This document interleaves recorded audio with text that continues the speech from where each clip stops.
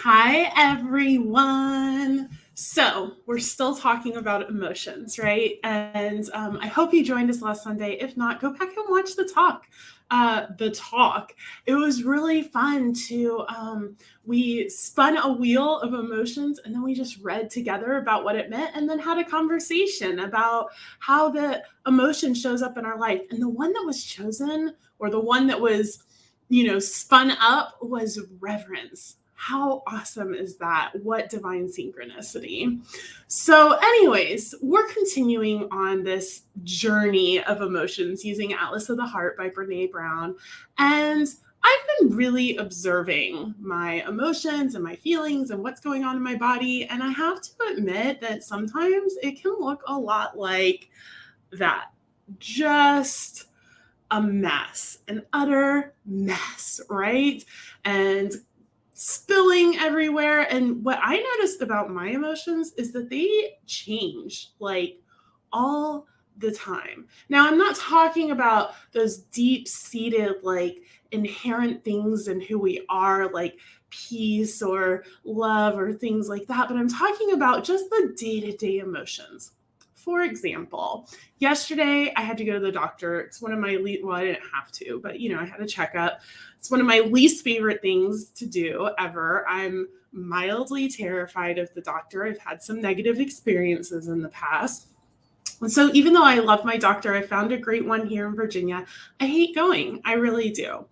So I went, I dreaded it for like a week, right? I went, it was fine. It was just a checkup. I didn't even have to I just sat on the table crisscross and she and I chit chatted for a while. Got some blood drawn, which doesn't bother me at all. It was super easy and simple. And so I left, I dreaded it, right? Just this utter feeling of dread all the way up, all the way in. And then once I got there, I was kind of fine. And then when I left, I was very proud of myself for, adulting and getting it done or whatever. And then I noticed that I just kind of had this underlying sort of residual grumpiness. Also fine. Sometimes we're grumpy, right? Not a big deal. I was able to just kind of manage my day and things like that. But then I went to the store and I found Bluebell Millennium Crunch ice cream, which was my most favorite ice cream in Texas.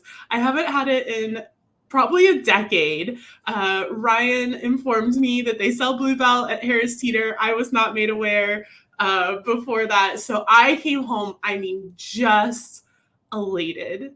And then I realized that all of that residual grumpy, all of the dread, even all of the pride that I had about adulting, all of that was gone and replaced with this just utter joy and excitement and gratitude for ice cream. How often do our emotions change without us even realizing it, without us even being aware of what's going on in our outer life, of how it's affecting our emotions, of what's going on in our inner life, how it's affecting our emotions, this and that, and back and forth, and all of these things. And so it can look a little bit like this cup of coffee, right? It can look messy. And you know what? The beauty of it is that when we stop judging emotions as good or bad or right or wrong or positive or negative, and we simply just allow ourselves to have our emotions, we just allow ourselves to feel our feelings and to know that it's going to change and shift throughout the day, and that's okay, then all of a sudden it stops looking like a disaster and starts looking a little more like a latte. And to me, it's this constant practice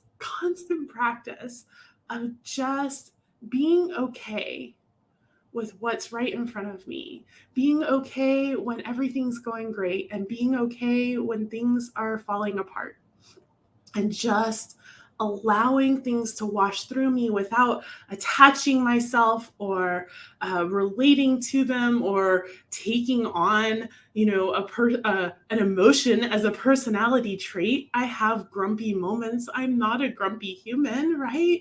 And that's okay.